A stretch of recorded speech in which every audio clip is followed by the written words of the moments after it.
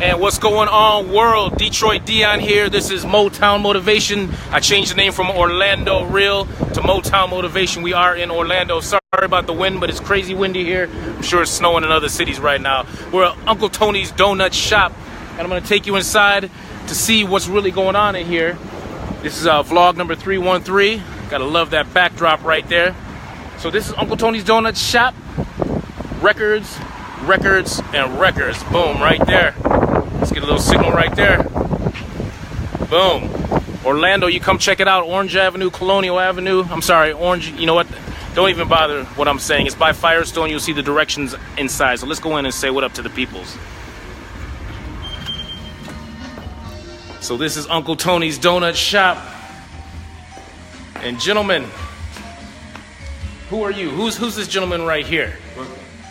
Brooklyn. Brooklyn. Where you from, Brooklyn? Brooklyn. He's from Brooklyn. Yeah. What part of Brooklyn? Bushwick, Knickerbocker Ave. You better watch out. You know my Bushwick peoples are up in the house. Bushwick, that's also special ed too, right? Yeah, because he had the song, The Bush. Do, do, do, do, do, do. That was the jam right there. All right, so that's Brooklyn right there. What is your position? What do you do here? And look at that beautiful sign up there.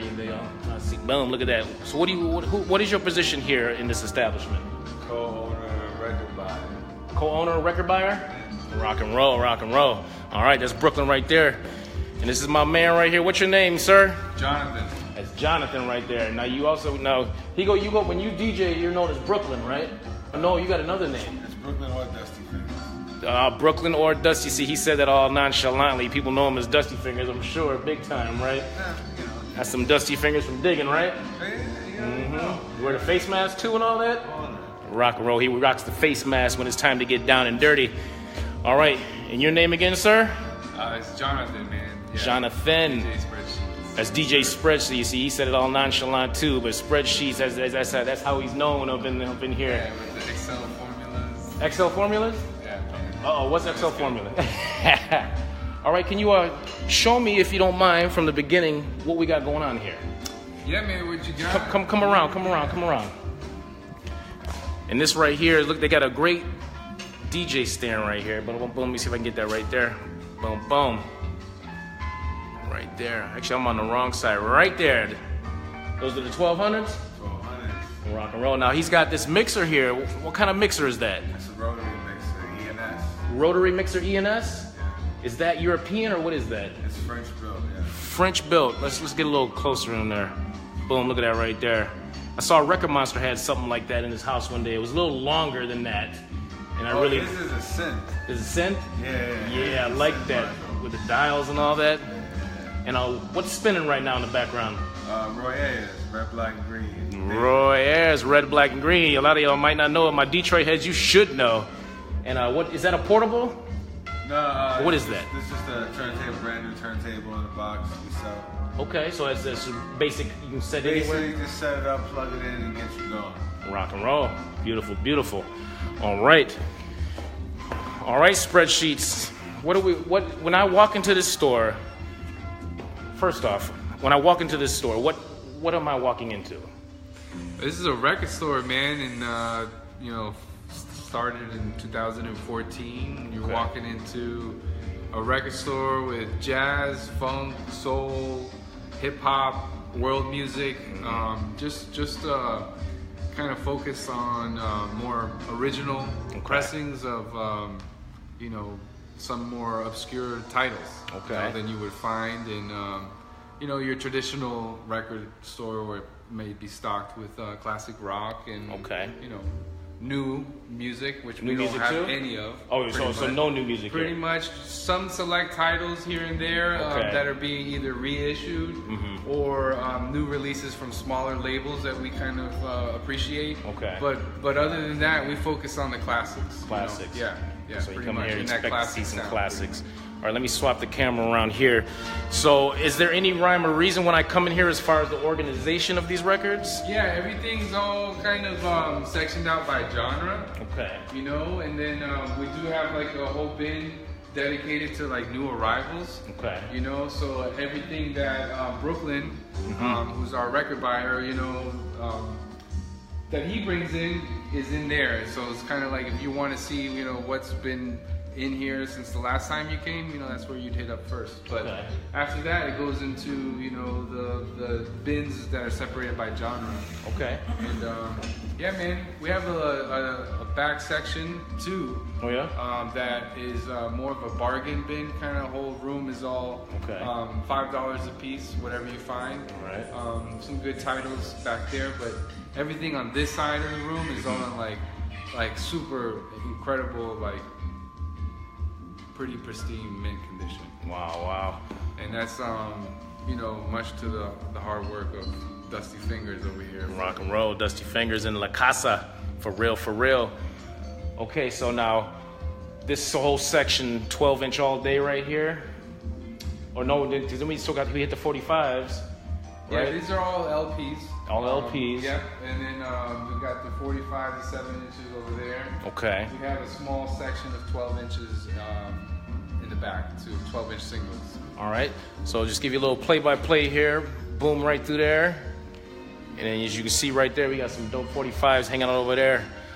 Okay, so 2014 was the beginning. Was the spawn? Yes, sir. 2014. That's right. Okay. What was the brainchild? Did you see something missing? Like why the record store? Why? I mean, because we have obviously competition or whatever you want to say, other record vendors, other businesses. So what was it that brought you gentlemen to say, hey, let's do this? What was it? Like what was the brain like? Like what bring us to do Uncle Tony's Donut Shop? The name, the actual name, or just the story? Well, the name too. Like why Tony's Donut Shop? Uncle Tony's to be exact. The Uncle Tony is a person, and it's also like a fictitious character as well. Oh, yeah? Like it's really the guy who introduced me and John. It's our friend DJ Why Not. Why not? You know what I'm saying? Okay. He introduced us back in the day, and you know we wanted to do something different, and you know not just record store, you know this, that, vinyl, whatever.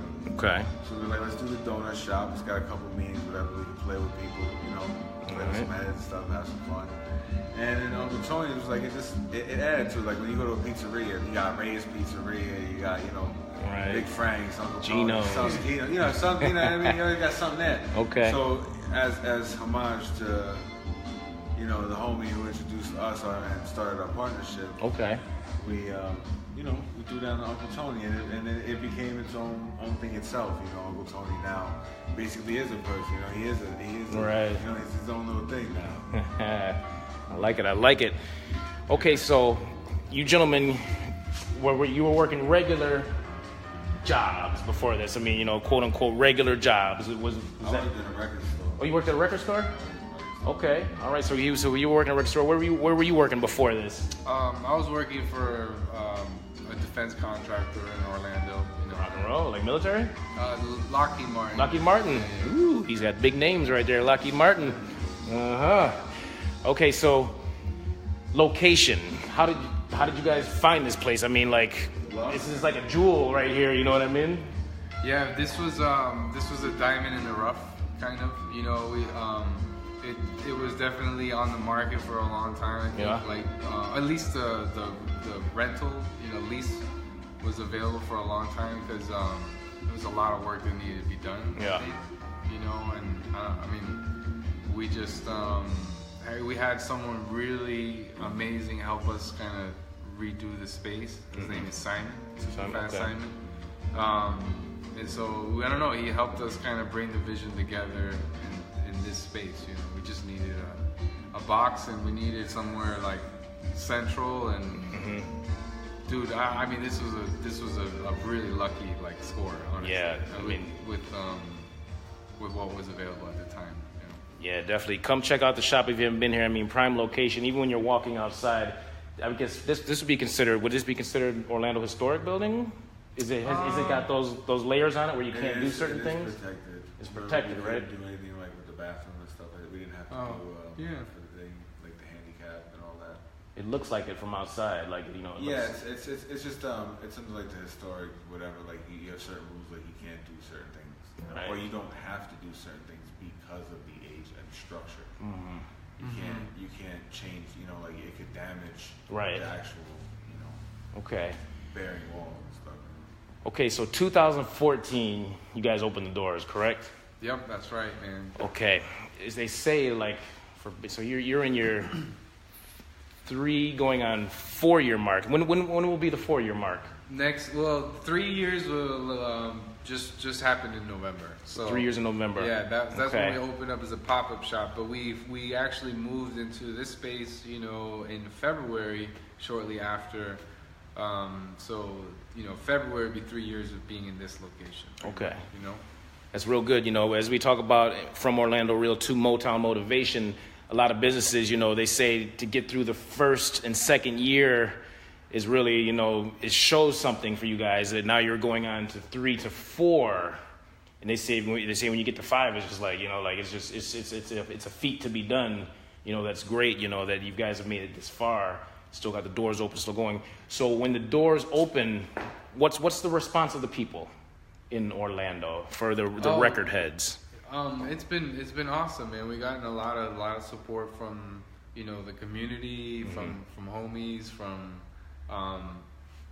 everybody, from just even people we've never even known before. Kind of appreciate music that we've been able to meet through the space, you know.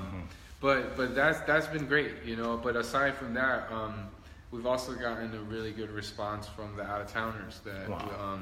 We get, you know, that visit Disney or Universal. Wow, really? Okay. But they love records, you know, so they always sneak away from their family, you know, to come check out. Okay. Most of the record stores in the area, so we're just kind of benefit from that too. So it's been a great response, you know, thankfully. So you've got out of town diggers visiting, and stuff like that. Yeah, a lot of out of towners, man. That's been a blessing that they kind of take the trek from Disney and Universal and those areas, you know, to kind of check out some of the local flair that Orlando really, you know, Orlando downtown and Orlando proper is got to offer. Very nice, very nice. Okay, so what do you foresee in this records? Because when did records start making their comeback? What year? Because there was a quiet time, right? They never left. Okay, so they never left. The diggers were always still digging, handling business, getting things done. Yeah? Oh, always. Always? You know, never stop. Okay. Now, can you say, are records, are they, you know, certain things go up and down. Is it like the stock market? Housing prices go up, housing prices go down. Gas goes up, gas goes down. Does records follow that same up and down scale? Throughout years, not so drastic, but they go up, they go down. So there is a little movement even with the record industry. Yeah. And if you know the right person says one record is dope, then overnight it could, you know. Okay. So a lot of people want to start their own business. You gentlemen, you know, accomplished that. You got your own business going. What could you tell someone who's working a 9-to-5 and doesn't see a way out of a 9-to-5, has ideas, has this and that, might not have a partnership, might not have nothing, but, you know, has dreams, has visions? What could you tell someone who might be watching and just doesn't, you know, people get stuck in 9-to-5s, people get stuck in work and doing jobs that they have no idea that they ever wanted to be in that job, just, you know, chasing money to pay bills. What could you tell a young person or even an older person about just following vision? You know, obviously you've had a vision and you followed it. Any pointers you could give to somebody, or any motivation or advice to somebody? Yeah, you know, I think like you put in time, you know, to an employer for 8 hours a day, and you know, you put in so much energy doing that, right? But then you go home and you flip on the TV and you kick up your feet and you just kind of like, you know, and for lack of a better term, kind of like vegetate, right? What you got to do is like, if that's you know what you have to do to kind of survive, which a lot of us have to do that, work 9 to 5s to make a living, you gotta turn that time, turn the TV off and dedicate yourself to working on what it is, your craft, your business, your skill, your whatever it is, whatever it is that you want to do. That is, obviously your job doesn't define who you are, right? So whatever it is that you naturally feel like you're meant to do in this world, work on that and put time toward that. Work on it like as if it were your 9 to 5 as well. I like that. That's your second job, pretty much. Okay. And I would say that's is equally as important. Especially if you're trying to do something on your own. Okay. When you're saying that, the word that keeps popping in my head, I keep on hearing discipline. Yeah. That's what I'm hearing. As you speak, I'm hearing something about discipline in my head is ringing a bell. How does discipline play into what you guys started from the thought process to here? What is discipline? What does it have to do with this? Yeah. When you don't want to get up or you don't want to go do something, this and that, it's like ain't nobody else gonna do it for you. You gotta do it yourself. You gotta have the discipline to make yourself do things when you don't want to do them. You want to be an entrepreneur, you gotta have more drive than if you just wanted to go to work and get a paycheck at the end of the year. You have to have that drive that no matter what, whether you're sick, you don't feel good, you're this, you're that, you gotta get there. You gotta do what you gotta do. Like I said, you got to do what you got to do. Discipline got to do what you got to do. Sometimes it ain't glorious. Sometimes it ain't always glorious. It's nice. It's fun. It's liberating. It's amazing to have the creative freeness and everything like that. But it's not all it's not all popping bottles and cash and checks and shit. Right. It's more like opening bills and things like that. You got to get through a lot to get to the top. And it takes a long time, and you'll put in a lot of work, and you'll get discouraged that you're not seeing it right away. But you have to know that it's there, just in different ways than in monetary value. So the more you put in, the more you get out. So if you don't want to put in a lot, you ain't gonna get a lot out. You get what I'm saying? So that's the discipline you need. You need to keep yourself focused and understand that you're not gonna see that return right away. You can't drop 10 grand, 15 grand, whatever, however much, $100, you can't put that down and expect it to come back tomorrow, next fold, if you're doing a legitimate business. You have to understand that once you get that 100 back, now you have costs. Wow. So when you get that 100 back, you only got 75 already before you even got it, because you got costs, you got bills, whatever you're doing. So you can't look at everything in certain numbers. You have to look at the long run. Business is a long run kind of a thing. Long haul. I and like that. And that's the best thing, is to hope for the longest run. Don't plan for no short term. Don't hope on no short term. Plan to be in business 10, 20 years. Build for 10, 20 years. I like Get that. ready for 10, 20 years. You know what I'm saying? Whether you have 5, 2, 3, 10, 20, 30, 40, you're going to be ready for no matter what comes your way. But that's discipline. Discipline means a lot of things. You know what I'm saying? Okay. But it really means hold steady. As he's speaking, you coming from a totally different industry, a man, and sounds like you were already in this industry. This is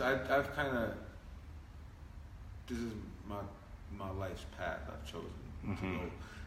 Not sounding weird, but I've chosen to do records and stuff like that. I've loved this since a kid. He chose. You heard that. He chose. Life is a choice. I like that. Okay, for someone like yourself, who Lockheed Martin, because when I think you're going to transition into another era, and this is something we talk about in entrepreneurialism and business, in anything in life, there has to be some type of fear that pops up. We call them almost like naysayers. We call them naysayers. When you hear stuff in your head like, it's not going to work, the self-doubt, you have plans, you have visions, but your mind will click on and start telling you things. So someone like yourself that's coming from another industry, did you experience those voices that said, what are you doing? You got a comfortable job, you have a check coming in every week, and now you're because it was a risk for both of you, I'm sure, to make that leap. So how do you did you get those voices, and how do you challenge back those voices? I think we were getting those voices more so from like people were like, "What the hell are you doing opening a record store in 2014?" Like Family and friends. Everybody. Honestly, like there was not. Honestly, it's trending a lot more now than it was at the time. It was not. Cool. It was not. I don't know. I mean, anyway, but I mean.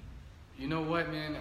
I'm not really, and I honestly was never really one to give a shit about what anyone else thought, to be honest. And so, I hate to say that, sounds like it's so cliche to say that, but, even if there were going to be naysayers, I would have ignored them anyway. That's just my mentality. I'm kind of like headstrong. When I want to do something, I mean, there's really few things that can get in my way, to do that. So, I mean, I don't know. I guess you're gonna hear that along the way. I guess if you pay attention to it, it could be significant, or if you ignore it, it could be insignificant. The choice, I guess, is yours. Right. On that. We call it, we call it infectious. Almost like a virus. Someone whispers something in your ear, like like that guy over there, like he's full of shit. But you don't even know if that guy's full of shit. Someone told you this. So when people tell you stuff like if you do let it in your brain, it can become infectious. Yeah, well, you could be your worst enemy. You could be the thing that stops yourself the most. And it also could be, let yourself get consumed by the negativity of people telling you like, "Oh, what you're doing is crazy, and that's why you're doing that, blah blah blah." But what a lot of that is that that's their insecurities, and that's them projecting their insecurities onto you because you're free and you want to do what and you ain't scared to do, what you want to do. And it's a risk. Everything in life's a risk. You're really not living until you're out of your comfort zone. I like that. That's what they say, big risk, big reward, right? That's true. Right? That's so, true. What is life if you're just going to, keep your hands in your pocket and not take any risks and just, be really mega safe, you won't have you don't even know, even living that life, you could still face something, risky along the way. Right. You know what I mean? So, enjoy it. And you can walk out your front door and a bus come straight off the freeway and take your ass out. You never know. Truth. You don't live right your whole life. They vegan, this, that, and third thing, never hurt nobody, and went to church every Sunday, this and that, and, thinking you was going to have the best and this and that. But life is just weird like that. Anything can happen. So why not dictate what happens? Why not take control of that situation and at least have some kind of impact on the outcome? Whether it be good, whether it be bad, or whatever, you still change the course of whatever was going to come your way. Yeah, I like that. Okay, so I'll start with my man Dusty. What is this your first business that you've actually been owned? Yeah, as a legitimate business. As a legitimate business. Yes. Okay. What lessons have you learned in this business that just pop out in your head? What were some good lessons you learned in the world of business jumping into this? Oh, I mean, you learn all kinds of things like a guy like me coming from selling records out of my house in the trunks of cars and on eBay and stuff. You learn more about money management. Things actually have to be paid on time. Dealing. The one thing you really have to understand is that people want to be around a place that they feel comfortable. So you make the place and the setting as comfortable and as nice as you can for them, and this, you know what I'm saying. You interact. You learn different scales of things, like when you own the business. Me coming from working in record stores, I had a little bit of a background in records and selling them or whatever, but in the business end of it, you learn a lot more of even everything from display. From the looks to the letterings on your door to everything is all part of your business. How you interact with one customer could be a loss of 10 customers because they got friends. Very true. Things like that. Everything matters in it, but it also matters that you put your own spin on it. The donut shop is the donut shop because we put our flavor in it. Who we are. We don't really give a fuck. We don't care. You know what I mean? Not on some oh, we're cool, we don't care. But on some if you don't like it, there's 10 other places to go. Right. You know what I'm saying? We do what we do because we've devoted ourselves and our dream and our passion to go this way and introduce and educate the community through, you know, different music they might not ever be exposed to. Right. Why would you want to shop at a place that just keeps feeding you the same Mickey Mouse bullshit? Beatles, Rolling Stones, and the same old pop shit on the radio. Why you want that? You don't want to be a robot, do you? Yeah, exactly. You don't want that. You know what I'm saying? This is your gourmet. This is your fine dining. This is where you come to get some flavor, the fusion. We mix it up. We got everything. You know what I'm saying? All kinds of ethnic backgrounds. Everything from jazz to funk to soul, African, Brazilian, you know, and all in between. And even you know what? Even everything on down to a pop record, because there are pop records that are definitely classics. They just were that popular because they were that good. Right. You know what I mean? It's not that they're cheap records or they're popular records because they're bad. They just were that good. They were popular. Other ones never got the exposure. You know what I mean? That's why they weren't popular. Or the times or things like that. Things change. People's minds expand. Things, you know, time, you know, different times allow for different things to be processed differently. So a lot of things that were before its time now are being way more appreciated in the sense of jazz and stuff like that, because now the social climate even matches the time that it was being made. But we've come and grown and we have more access to these records, and people's minds are more expanded to want to go into them from all walks of life. Whereas like you might have only been a dude in the hood that was introduced to this black jazz record, you know, and that's the label, black jazz or Strata East or something along those lines. Private funded arts records, you know, from the neighborhood, dudes who played really, you know, out there. You would only get exposed to that. But now that we have, you know, internet and all that and, and things like that, people from all walks of life, you know, whether you're white, black, brown, green, orange, you know, that's so, again, what we're trying to do is get to that is show the world that there's so much more out there than what they just feed you. They spoon feed you. Yeah. You know what I mean? You come here, you learn, you grow. And it's not like, we learn and grow every day too. We don't know everything. We learn every day. I've been doing this a long time, but you know what? That's the best part. I learn from the customers that come from all over the world. You know, each one teach one. Nice. You know, and that's kind of the basis behind the shop. That's why there's a living room. That's why there's you know, the welcoming atmosphere. You want somebody to come meet somebody from another walk of life, exchange information, learn, and whether you can put them on or they can put you on. That's the, you know, that's what I'm saying. Business is, it's really, you take out of it what you want and you make it what you want. You know what I mean? There's nobody there's no book that we've read that was like, yo, you make a record store this way, or you do it this way. We've literally done everything from day one the way we want to. And some of it's been ass backwards, and some of it's been by the book, because my man's very inclined in business and he knows what he's doing. Me, I'm a little bit fucking fly by, you know, the seam of the hinges, you know, put some Scotch tape on it. If it holds, it holds. If not, you know what I'm saying? Like, I'm that kind of guy. But together, and with our other partner, Hector, we balance it all out. You know, we all have something to offer, and that's another thing you need to understand is if you're going to do a partnership and you're going to do a business with partners, you have to understand that you have to take everyone's feelings and everyone's ideas into account. You can all mix them together, but everyone has to be heard, and you have to give everybody a chance to speak and be heard. And you have to, and it has to be fair. You can't always get your way, and everyone can't always get their way. And sometimes you have to do 2 against 1, and sometimes it's, you know, but you have to understand that there's give and take in that, you know, because if not, it's going to be a hard road. You know, we've had our ups and our downs, and we've learned. Now we've gotten our motion. You know, the first business, everyone's kind of, you know, what's going on, what's happening, all kind of our, you know, our first real storefront business kind of, and it's like, you know, we've all grown dramatically from day one to now on how we operate, deal with each other, talk to each other, deal with issues that pop up. Whereas, you know, we used to just scream at each other and yell at each other, oh, da da da da.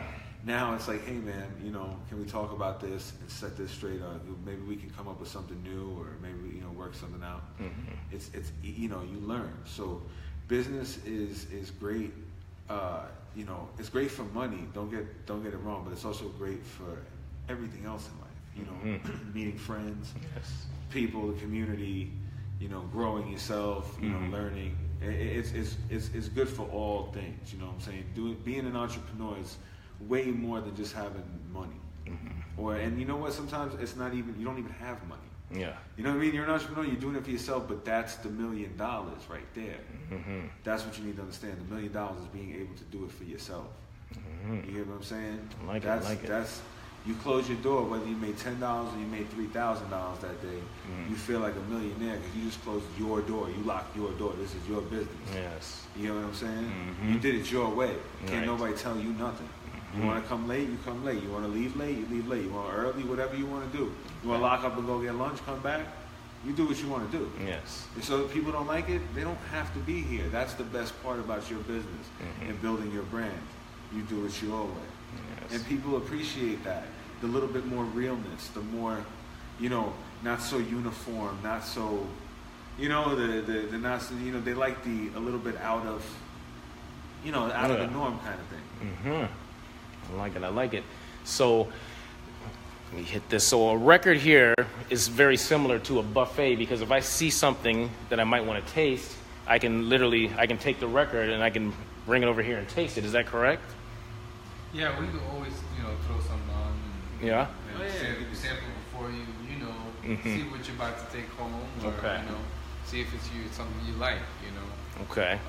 There's a lot of times people come in and say like, oh, I like this, or you know, these are the types of music or artists I'm looking for, and but you know, play me something different, or you know, play me something along those lines, you know. So it's you know, then you'll throw it on for them and see if they like it. Okay.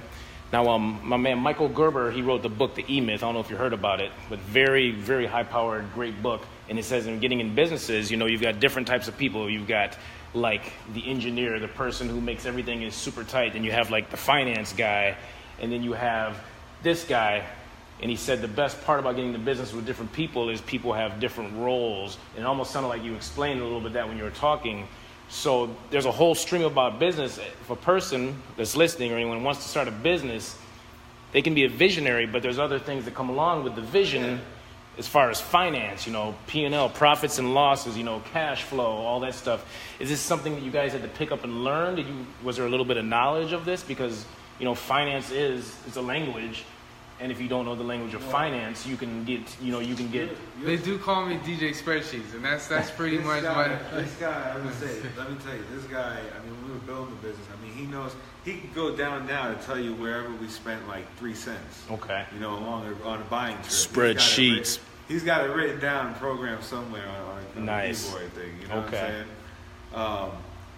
Then we also have another partner, Hector, who has had other businesses, and he was a little bit knowledgeable of certain kind of things. So together, those guys, you know, everyone has, like you were saying, everyone has different a role, hats almost. Everyone has a hat. Everyone, that's what we've learned is everyone takes and everyone takes an interest in everything else. Though, don't get that twisted either. It's still the love. It's still the love of discovery, learning. You know what I'm saying? That's the whole business is based on discovery. So. You know, of course, I want to learn a little bit about what he does online. I'm an analog kind of guy, but you know what? I still like to learn about what goes on. He, you know what I'm saying? John does whatever. He's constantly learning with the records. Our other partner, Hector, he's not a big, you know, he's not as deep with the records. He's on the other thing. He learns every day. He's always looking and putting himself on. I put myself into the other thing I want to learn about, you know, whatever we do, if we have to pay the taxes on this or that. I ask questions, not because I want to be nosy, but just because I want to learn more about business. That's what we all kind of do, but you have to do that too. Everyone has their role. Don't get that, you know, but you have to be interested in all of it because it all is one. Almost like a ship in the ocean. It's riding one direction, and you've got different. And you got guys who are controlling the sail, the who's doing the driving, whatever. You know what I'm saying? But take one guy out of the equation, the whole thing falls. Right. Exactly. But you also need a guy to jump up and step up to the scene that if you know someone needs to drive the wheel, Exactly. Rock and roll. How you guys doing? Hello. Good. Okay, so as far as this business is concerned, so it sounds like you have a little bit of finance background. Someone starting a business that doesn't have any finance background whatsoever, well, I mean, it could be a scary thing. Yeah, I can imagine. I really don't have any finance background, but I have like I took a finance class. A little bit of background. So I guess I guess so. But you know what, man? The internet is your best friend, dude. Mm-hmm. You can look up. They're very simple formulas. Like profit and loss. Yes. An income statement. Or any of those things are just basic formulas. If you know how to basic addition, subtraction, multiplication, right. division, you can reference, a ton of resources online for free. That's the truth. All of these things, man. So like the same tool you use to get on social media and you use to Netflix. Yes. It will get you some very, very, very amazing information. Yes. To teach you how to do things as well. So split up your time on that device. Yes. Doing some learning. He brings a good point, which we talk about on the show a lot. There's no more excuses. Now with the internet, you can learn anything you want. So you can learn how to change tires. You can learn how to build computers. You can learn how to get in a virtual MBA if you really want to get it. So these are two brothers that had a dream. They went out, and my man Hector, who's not here, he went out. But they went out and they accomplished it. This is their beautiful store right here. And come down and visit. Check out some vinyl, listen to some funk, some soul, some jazz. And what we always ask at the end of the show, I'll start with you, Mr. Spreadsheets. If we take yourself back to age 16, 17, if you could pick up a phone and call yourself at age 16 or 17 and just give yourself some information, what would you say? Oh, wow. Man. I would say, invest in cryptocurrencies. I like, okay. No, buy.com, domains. I don't know, man. Okay. Realistically, though, I just tell myself that,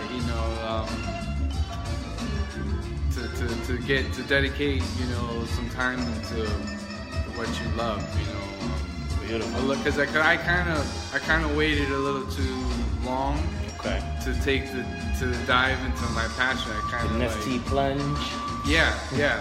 I'm serious. Like I didn't do it until I kind of, was like a little older, right? So if I could call myself, I'd say, hey man,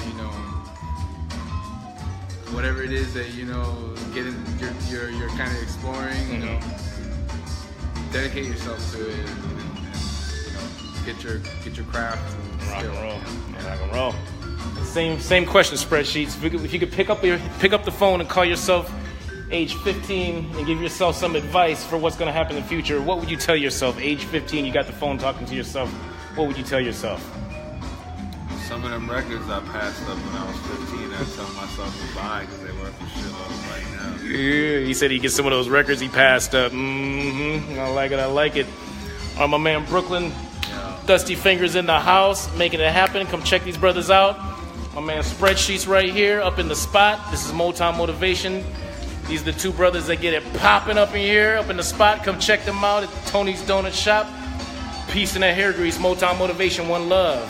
Peace and hair grease.